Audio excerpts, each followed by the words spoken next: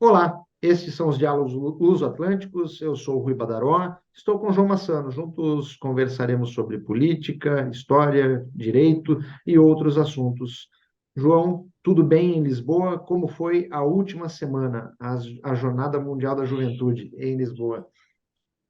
Tudo bem por aqui, com sol, muito calor, temperaturas entre os 35 e os 45 graus em alguns locais do país, com risco elevado de incêndio no interior principalmente, mas estamos, diria eu, no rescaldo da Jornada Mundial da Juventude, em que, mais uma vez, diria, os portugueses, com o desenrasque habitual que nos caracteriza, conseguiram levar a bom porto a Jornada Mundial da Juventude, quando há uns meses atrás muitas questões se levantavam sobre sequer a possibilidade de ter as condições concluídas até ao dia 1 de agosto, que seria o dia do início da jornada, nomeadamente a construção dos palcos que iriam servir de base a todo o evento. Pelo que foi passado para todos nós há uns meses atrás, havia um atraso tremendo na construção dos palcos. O presidente da Câmara Municipal de Lisboa apareceu muito preocupado, eu diria mesmo muito aflito com o que se estava a passar, porque ele não fazia ideia, quando tomou posse, que as coisas estavam tão atrasadas. E aparentemente o que ele fez foi acelerar as coisas, e já se sabe, quando se faz as coisas perto da data em que se precisa de tudo feito, controlar os custos não é propriamente a primeira preocupação de quem está a realizar a obra. Houve muitas polémicas quanto aos custos dos palcos, houve muito dizer que para que gastar tanto dinheiro num evento que era um evento de uma religião, num Estado que se quer laico e que se afirma laico há muitos anos,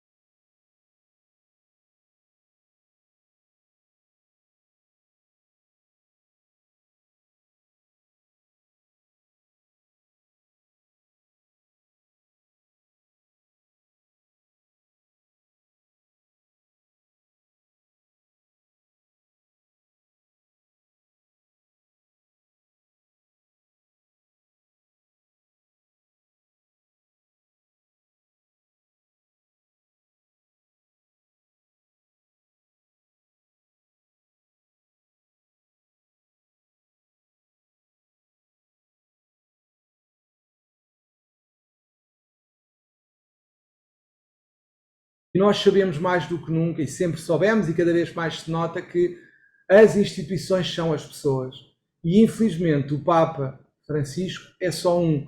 E mesmo aqui em Portugal, jovens inclusivamente, no Parque Eduardo VII há uma gravação e houve inclusivamente também outra situação, mas aqui no Parque Eduardo VII houve jovens que se viraram contra outros jovens porque tinham uma bandeira LGBTQIA+.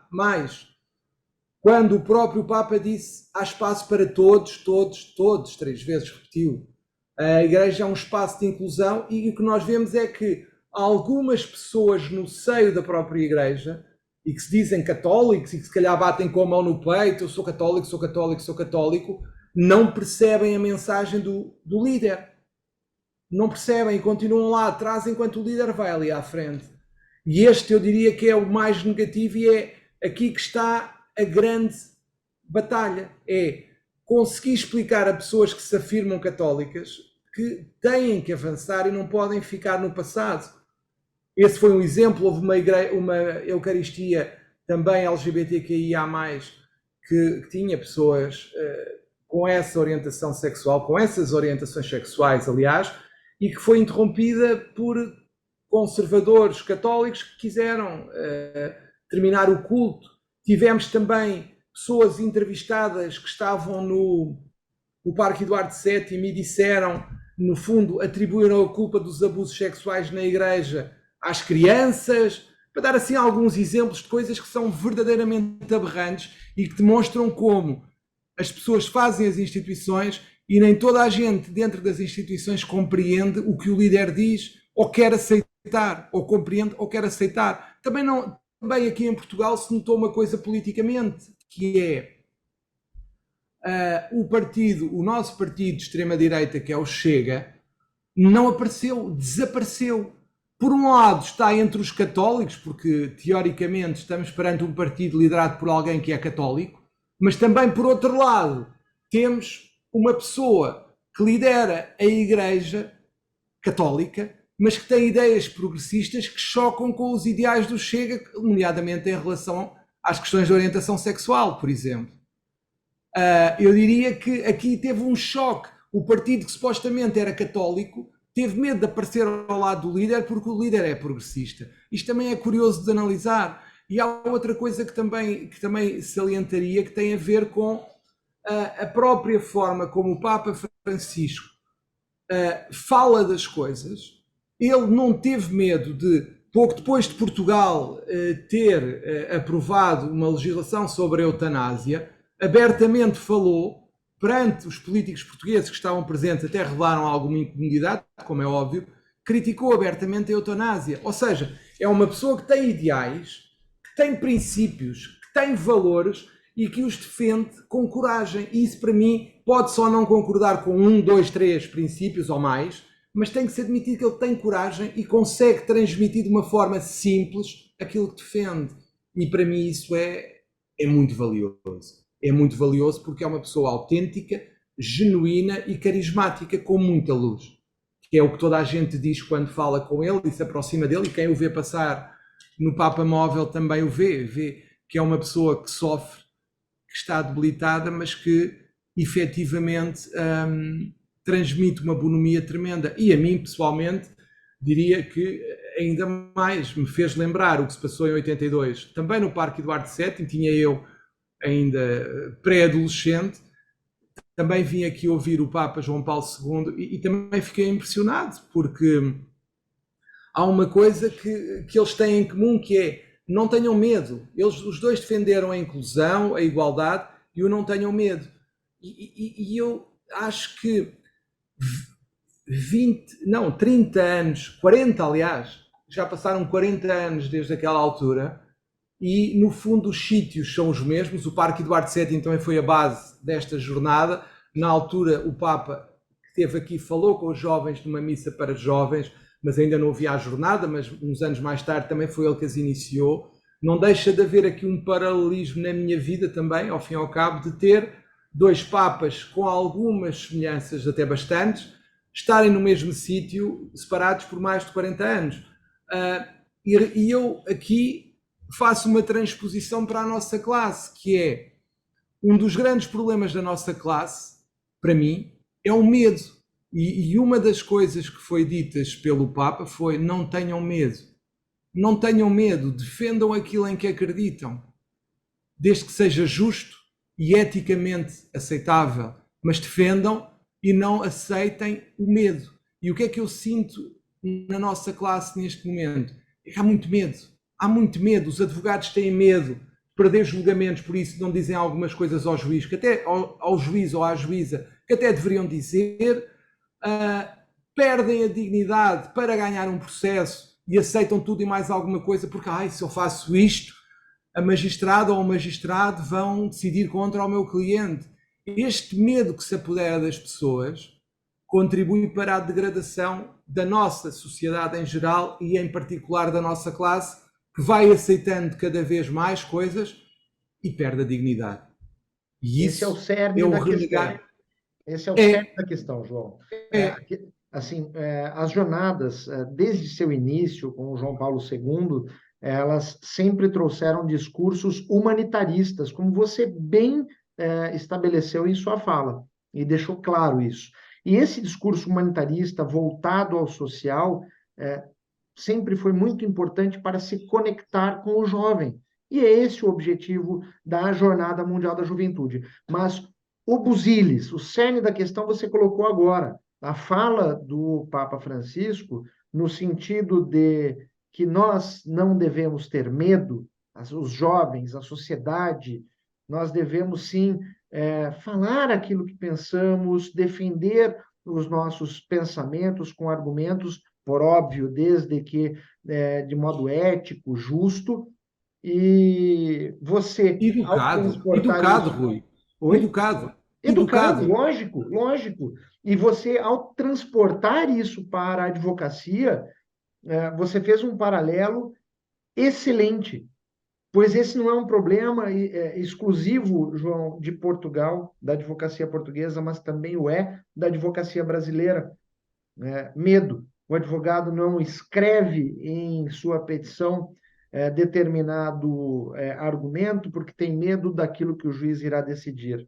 Ele não faz em sua sustentação oral determinada defesa porque tem medo daquilo que os desembargadores irão decidir ou se vão ficar irados com a posição do colega advogado. De outro lado, ele deixa de agir com lisura, com ética, com denodo, justamente por omitir e, ao agir com falta do dever de diligência, fica escancarado que nós ainda estamos reféns do medo. É preciso se libertar desse medo e agir com dignidade, com ética, pois só assim nós conseguiremos fortalecer a advocacia.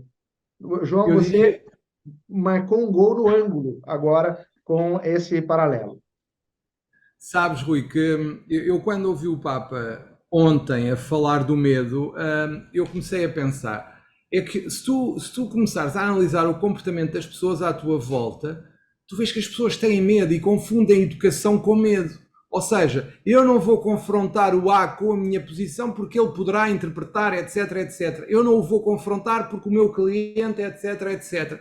E isto passa em muitas atitudes da sociedade, porque as pessoas têm medo de defender as posições em que acreditam.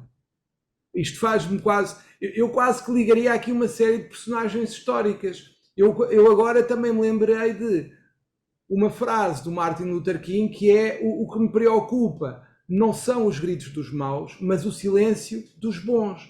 É o mesmo, ou seja, as pessoas até podem não concordar e ter posições corretas, mas como têm medo de as afirmar, eu diria que vai dar ao mesmo que os maus, entre aspas.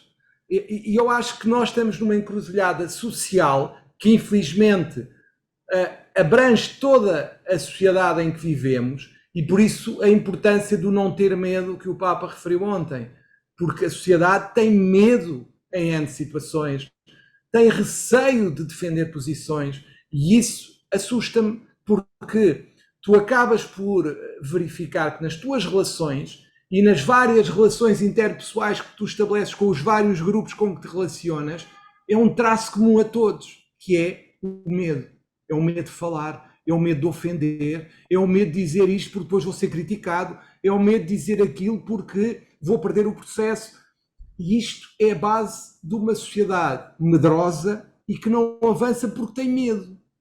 Pois. Outro ponto que me chamou a atenção, João, eu preciso comentar, em tua fala, quando você correlacionou ao desaparecimento do Chega, né, durante a Jornada Mundial da Juventude, isso escancara algo que é bastante comum para os movimentos conservadores. Eles pregam uma determinada moral, como se estivesse esta moral vinculada a instituições, seja a Igreja Católica, dependendo do movimento conservador, ou qualquer outro movimento, mas se porventura esse movimento que está por trás, a instituição que está por trás, traz um discurso por meio de seu líder ou a própria instituição que vá de encontro àquilo que eles lutam e etc., eles se afastam e omitem, são omissos. E isso é algo bizarro. É o pior da política. É Pois, taticismo político. Isso é taticismo político. Eu não sei o quê, eu defendo a religião, eu defendo o catolicismo, mas há aqui umas coisas com que eu não me sinto bem, por isso vou-me afastar. é isso. Repara, até o Partido Comunista Português em Portugal defendeu o Papa e o que ele disse. O Chega, ninguém os ouviu. Nem a Iniciativa Liberal e etc. Mas isto é chocante, porque tu acabas por ter uma amostra de políticos que têm medo de posições autênticas, genuínas, e que se afastam de tudo o que possa beliscar o potencial eleitorado que eles acham que têm na mão ou que se identifica com eles. Ou seja, este taticismo político, no fundo, é um medo também. É um medo de aparecer, é um medo de assumir, que também os leva a retrair-se. Foi estranha a posição do Chega e acabou por ser um bocadinho estranho ver os partidos políticos que supostamente até seriam mais progressistas, como a Iniciativa Liberal e tudo, não apareceram. Desapareceram completamente. E tu acabas por olhar e pensar, mas o que é que se está a passar aqui? Valores católicos, defesas da vida, etc, etc. Mas depois vem o chefe máximo da igreja, que supostamente é a deles, e eles escondem-se porque este chefe máximo até tem umas ideias assim, pronto, que não fazem muito sentido. Mas é que o princípio cristão mais importante é amai-vos uns aos outros como eu vos amei. Ou seja, este é o princípio de tudo. Como é que, eu este amo porque este tem tudo o que eu acho que o homem deve ter. Isto é quase, se formos aqui quase a um extremo, nós vamos para a raça superior. Ok, eu amo desde que ele esteja no mesmo patamar que eu. Se ele não estiver no meu patamar, por exemplo, se for homossexual ou coisa que o valha, já não está aqui, eu já não o tenho que amar porque ele está num patamar inferior ao meu. É esta forma de pensar as coisas que é muito perigosa. É fazer uma seleção no amor, entre aspas. Uma coisa é casar com alguém, outra coisa é tratar alguém por igual. E eu aí vou pegar mais uma frase do Papa, que é: eu só devo olhar de cima para baixo para alguém, só me é lícito esse tipo de atitude quando for para ajudar alguém. E só. Das outras vezes eu não devo olhar de cima para baixo para ninguém. É isso. Portanto, É exatamente isso. Isto é a base para mim de tudo. Estamos a falar de uma pessoa que tem a coragem de dizer: eu sou contra os abusos sexuais na minha igreja que eu lidero e nós temos que remediar esta situação, temos que reparar a dor das vítimas. Mesmo contra a própria igreja portuguesa, ele disse-o aqui em Portugal. Ainda, reparem, podemos não gostar do Papa, mas é um homem corajoso. É um homem corajoso, que diz o que pensa de forma perfeitamente genuína.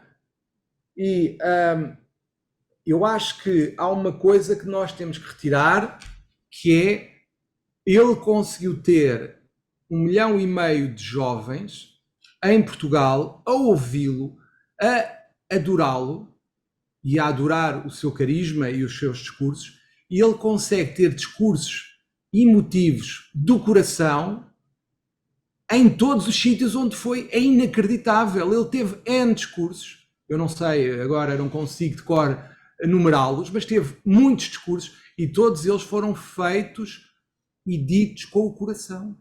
E isso é importante e a juventude percebeu. E isso é algo que me deixa algo otimista. Independentemente de ser crente ou não ser, não é isso que está em causa, mas otimista no sentido de dizer que há uma juventude que gosta de um homem, que defende as ideias que defende e que só se quer, no fundo, proclamar os ideais que defende sem criar conflitos, sem criar desacatos, só, entre aspas, curtindo os seus princípios de vida. E isso deve dar-nos algum alento e muita esperança, a esperança da mudança, que esperemos aconteça, e que estes jovens ajudem a corporizar. É isso que eu diria que é esse o grande desafio da Igreja e destes jovens que daqui saíram para os seus países e outros que ficaram em Portugal, que são os portugueses, naturalmente, e que ajudem a mudar por dentro uma instituição que é necessária no sentido de permitir a quem acredita ter locais de culto e falar sobre valores e valores cristãos, católicos, e que consiga regenerar uma igreja que tem que se modernizar, que tem que se abrir e que tem que ser uma igreja para todos, com espaço para todos, como disse o Papa. E esse é o principal ensinamento para mim. Eu concordo contigo, João, e creio que hoje foi a mensagem que gostaríamos de passar nos nossos diálogos. E Sem mensagens dúvida. finais. Daqui, satisfeito com todas as nossas reflexões neste diálogo. Eu diria, pegando no que foi dito e feito pelo Papa em Portugal, não batam com a mão no peito a dizer que são católicos. Façam o que ele disse, coloquem em prática, sejam agentes da mudança e ajudem a tornar melhor este mundo, porque no fundo é o que ele quer, é o que ele defende, e isto não basta só dizer-se, é no terreno, no dia a dia, nos amigos, com os inimigos, com pessoas que não conhecemos e que precisam da nossa ajuda, com a nossa família, com todos aqueles com quem nos relacionamos, melhorar o mundo dessas pessoas e ao mesmo tempo estaremos a mudar a nossa parte do mundo, e se todos fizermos a nossa parte, teremos muitas partes melhores e provavelmente será mais fácil viver em sociedade. Vivamos as práticas humanitaristas realmente. É o que precisamos para que todos nós possamos efetivamente ser agentes da mudança, independentemente da idade em que pese este evento tenha sido voltado à juventude. Estes foram os Diálogos Luso-Atlânticos, comigo, Rui Badaró, e com João Massano. E juntos aguardamos vocês a participarem dos próximos diálogos. Um grande abraço e até o próximo. Um grande abraço e até ao próximo episódio.